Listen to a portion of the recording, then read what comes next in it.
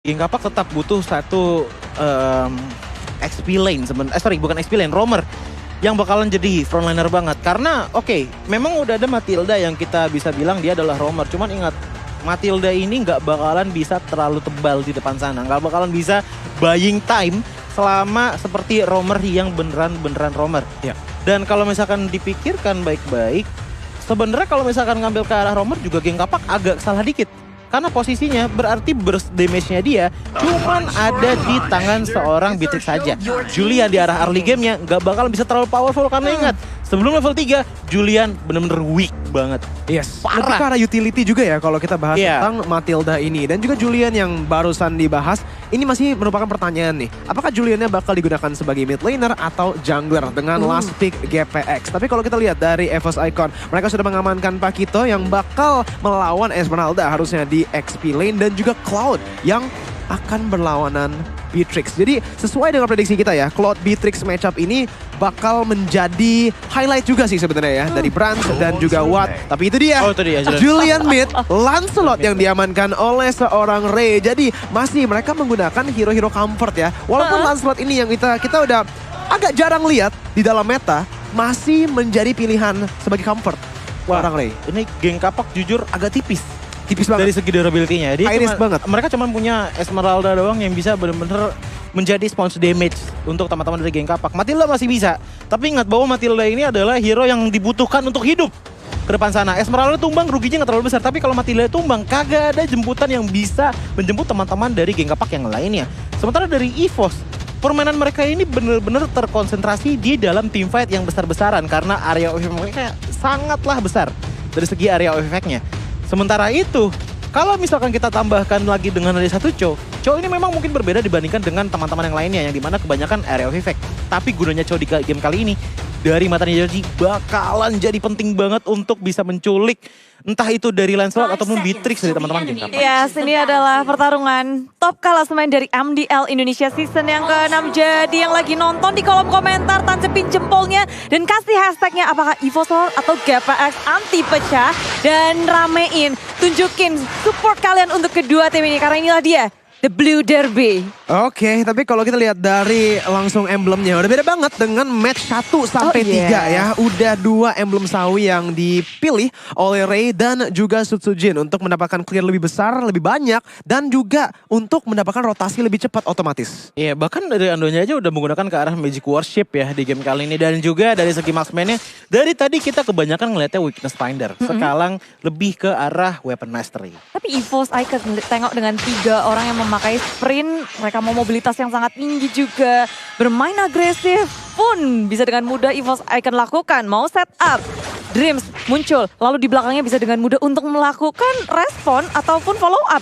Berarti dia pakai sprint loh, tapi maju ke area depan Ando dalam masalah di arah mid lane. Dreams bermain sangat galak dan sampai menyiksa Ando harus mundur ke arah belakang. Iya, early game-nya udah kelihatan banget dari EVOS Icon sudah memiliki sedikit keunggulan ya dari Akai Sutsujin yang udah berhasil mengamankan Little Wanderer dengan retribution dia bersama juga pastinya Yves yang melawan Julian. Kita udah sempat bahas ini ya. Choji tadi sempat mention bahwa Julian bakal kesusahan melawan Yves. Dan ini yang terjadi, di mana Fredo harus terus-terusan berada di tengah untuk membantu seorang Ando. Kalau misalnya dari Dream sendiri, dia bisa lebih ke arah roaming aja. Karena Yves-nya bisa lebih self-sustain di arah tengah. Tinggal cicil aja terus ya. Kalau dari Yves-nya enak banget. Gak harus komit ke arah depan Ando. Mau nyentuh minion aja. Harus dengan trading damage. Dia harus memakan damage. Tapi dari tim GPX mereka gak tinggal diam. Mencoba untuk menyelamatkan Ando di area tengah. Dreams berhadapan dengan Fredo. Tapi kawanan dari EVOS dan juga GPX mereka memutuskan untuk mengamankan satu turtle. Yang tentu berarti dengan Falling Star Moon dalam masalah Sutsujin. Mencoba untuk mundur ke arah belakang. Masih bisa selamat. Ando pun cukup sekarang. Tapi Rinasmi menahan semua damage dari tim EVOS Icon. Mengeluarkan dengan Reload Manipulation. Mengzonial semua membernya. EVOS Icon akhirnya mendapatkan turtle yang pertama. Wow, setup dan juga adaptasi yang sangat baik dari EVOS Icon. Dengan agresi yang udah bagus dari GPX ya. Mereka bisa langsung zoning Sutsujin dengan damage mereka. Tapi EVOS Icon mereka masih bisa menggunakan resource mereka dengan sangat efisien untuk mendapatkan posisi yang baik untuk seorang Sutsujin mendapatkan retribution. Iya, ini yang benar-benar berat emang di arah mid lane-nya sih. Kalau misalkan kita lihat dari segi mekaniknya, seorang Yves, dia bisa mengeluarkan yang namanya Void Crystal ke arah minion. Damage-nya bakalan DPS dan menyicil pelan-pelan minion yang ada walaupun tanpa adanya keluar turret sama sekali. Cuman yang jadi distracting sebenarnya dari tadi adalah dari mata Ninja Joji, ini Dreams-nya. Dia nggak banyak untuk ngebantuin clear minion ataupun ngebanyakin babysit, tapi dia lebih banyak presence terornya. Dia ke depan sana, dia menunjukkan bahwa dirinya ada dan itu pun membuat dari pergerakan teman-teman geng kapak terbatas. Dan tentunya dari segi emblemnya kita bisa melihat bahwa dengan ada 2 jungle, ini bisa dibilang 2 jungle yang berbeda. Yang satu itu dari segi attack speed dan juga dari segi ofensifnya. Yang satu itu lagi dari cooldown dan juga dari ofensifnya. Jadi perbedaannya itu cuma ada di attack speednya saja. Sementara kalau misalkan kita lihat dari emblem masing-masing marksman ya, weapon mastery diamankan ditambah lagi dengan movement speed tambahannya. Sementara dari Brans ini ngambil ke Avadis dan juga tambahan heal yang dia miliki. Ya. Banyak sekali pilihan yang udah diambil oleh keduanya. Dan sekarang tinggal gimana cara mereka memaksimalkannya. Bergerak terus menerus dari kedua tim mencari celah. Belum pecah dari segi first blood. Masih bisa tarik ulur dengan manis, memperhitungkan damage masing-masing pun bagus banget sih dari keduanya. Ini mungkin first blood bisa dihasilkan ketika adanya turtle. Objektif selalu akan diperebutkan. Tapi kalau melihat dari Sutsujin dan juga Ray, tentu Demon Slayer enakan ke arah Sutsujin. Tapi The Way of Dragon, Dream sudah bertemu dengan Awat Super Supriya ditinggalkan baik karena Awat gak sendirian di situ. Ray Phantom Execution masuk dan Awat men-secure first blood.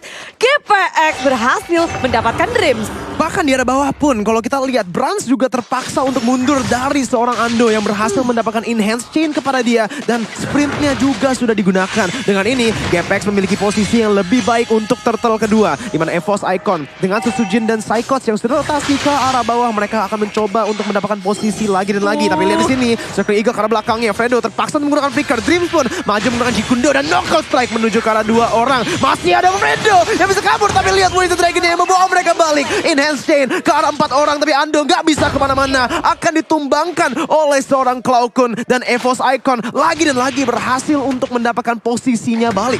Yes, pergerakan dari Fredo yang terlalu berbahaya rupanya dimaksimalkan oleh tim EVOS Icon dengan ada heavy spin, dimundurin, dipisahin, tapi gagal untuk nge-steal dari turtle yang ada. EVOS Icon masih bisa men-secure dan melindungi turtle yang ada. Permainan tarik ulur, maju mundur yang manis dari EVOS Icon menghasilkan 2 kali turtle untuk mereka. Wow, retribution-nya sih Bude. Kalau kita lihat dari tadi ya, setiap ada battle retribution, ini 100% dimenangkan oleh Sutsujin loh. Jadi dari tadi dia beneran on point banget dan ini berarti dia tuh player baru ya. Player baru masuk ke dalam MDL tapi udah kelihatan banget dia tuh calm banget loh.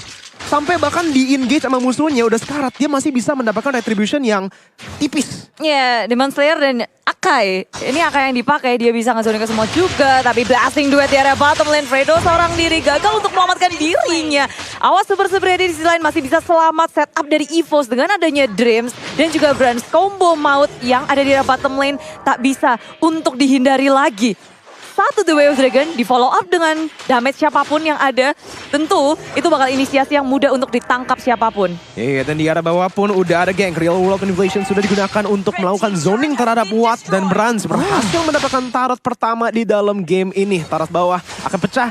Dan begitu saja kita mungkin bisa melihat rotasi yang menarik dari EVOS Icon. Apakah Brans akan disuruh muter dan juga swap lane di arah atas? Atau mungkin mereka berdua akan stay di sini? Tapi lihat Dreams, pembacaan yang sangat baik. Mendapatkan Wicked Dragon. Tapi Ando masih bisa melakukan dashnya untuk di-kick ke dalam tarotnya. Dreams, meanwhile udah damage yang dikeluarkan di sini masih belum cukup. Ray terpaksa untuk mundur karena udah ada backup dari seorang Sutsujin. Ups, mulai main galak dari keduanya di arah tengah terus menerus. Lagi dan lagi The Way of Dragon menjadi salah satu kuncian bagi EVOS Icon. Dan GPX mereka harus pandai membaca informasi, nggak boleh sampai miss. Ketika dari Dreams-nya hilang, GPX akan lebih hati-hati sih. Mereka gimana caranya harus menghindari setup dari Dreams. Dan rotasi dari GPX mereka nggak boleh sendirian. Ketika sendiri tentu akan menjadi bulan-bulanan yang enak, tapi di bottom lane ada yang sendirian. Dan rupanya Psychos tanpa adanya bantuan dan gak mengira bahwa ada 3 member dari GPX yang udah melakukan setup di area bottom lane, tersandwich sudah Psychos. Dan ini juga trading yang sangat bagus ya. Bagus banget. Itu trading yang bagus banget. Gak apa-apa, Psychosnya tumbang.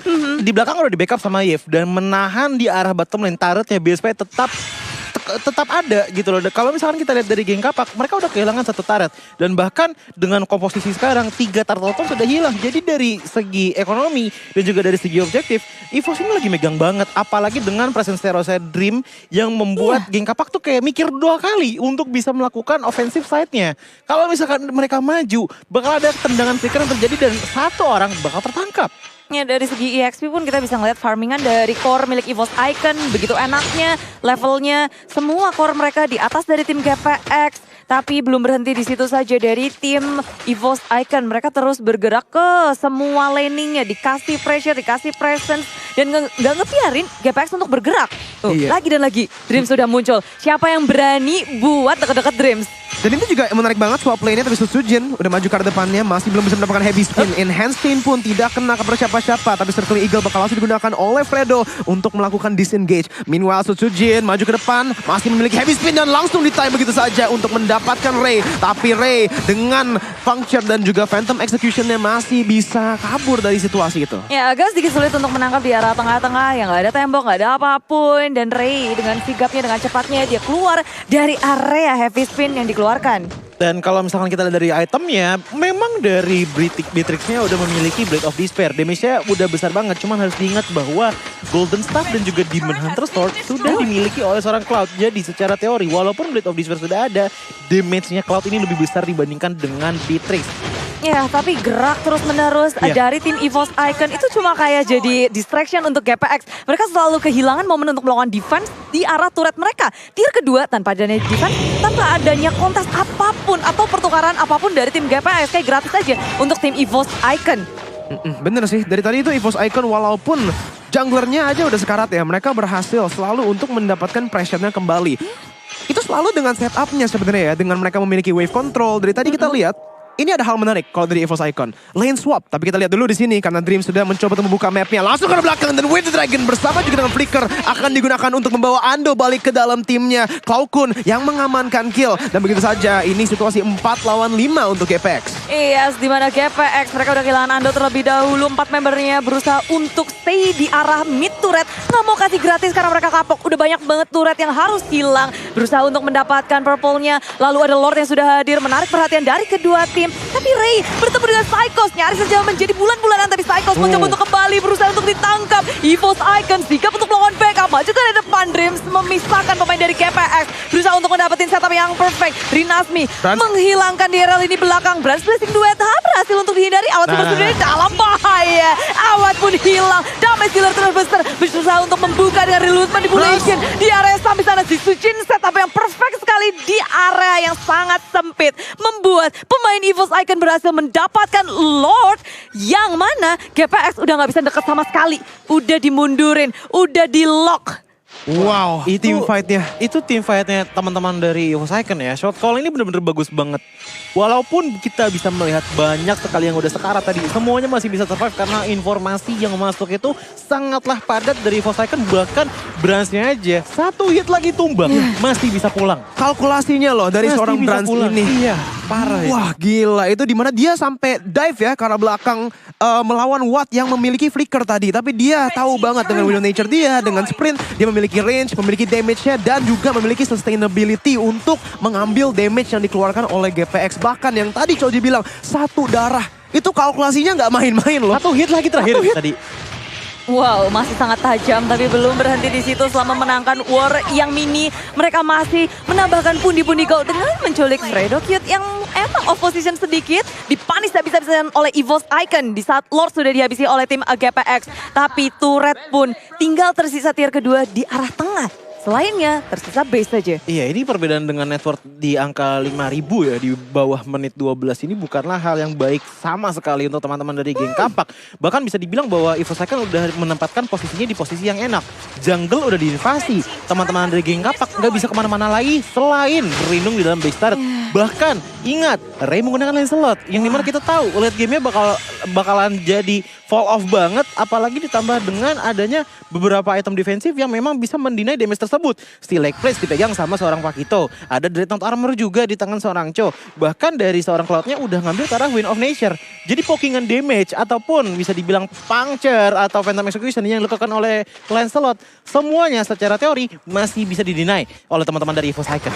Dan kalau kita lihat EVOS Icon, mereka juga mainnya dengan sangat disiplin ya. Mereka udah mendapatkan Lord pertama langsung ke sini dan membuka dengan konsilnya. Rinasmi bakal langsung ketangkep begitu saja dengan knockout strike-nya. Dan semuanya bakal langsung bertukar dengan heavy spin. Membawa Rinasmi ke bawah dan dia bakal langsung dipin begitu saja. Damage-nya pun cukup untuk mengamankan kill-nya. Cloud masih bisa melakukan slow dan utility terhadap member-member GPX. Tapi lagi dan lagi timing dan efisiensi dari EVOS Icon masih bisa berhasil untuk mendapatkan pick off. Iya, ini CC power dari teman-teman EVOS Icon sangat-sangat tinggi sih. Pertama itu dari knockout strike. Tadi kita lihat Rinasmi yang tadinya ada di dekat batu dari Purple Buff, tiba-tiba dia ke belakang jauh banget.